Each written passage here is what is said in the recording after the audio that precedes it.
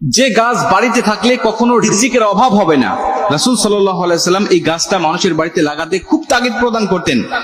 আমি বলি আপনাদেরকে, খুব জোর দিয়ে বলি, এই গাছটা প্রত্যেকটা বাড়িতে আপনারা লাগাবেন। কারণ রাসূল সাল্লাল্লাহু আলাইহি সাল্লাম এই গাছটাকে বুখারীর বর্ণনায় বরকতময় গাছ হিসেবে তিনি উল্লেখ করেছেন।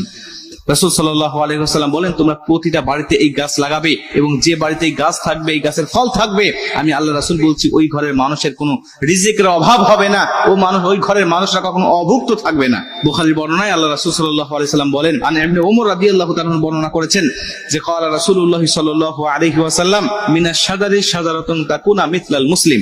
গাছগুলোর মধ্যে এমন একটি গাছ আছে যেই গাছটাকে আল্লাহ রাসূল সাল্লাল্লাহু আলাইহি ওয়াসাল্লাম বলেন বরকতের হিসাব দিক থেকে এবং উপকারের দিক থেকে একজন মুসলিমের মতো, মিসলাল মুসলিম, এর উদাহরণটা হলো মুসলমানের মতো। চিন্তা করেন আল্লাহ রাসূল সাল্লাল্লাহু আলাইহি ওয়াসাল্লাম এই গাছটাকে কত সম্মান দিয়েছেন। আর এই গাছটির নাম হলো খেজুর গাছ।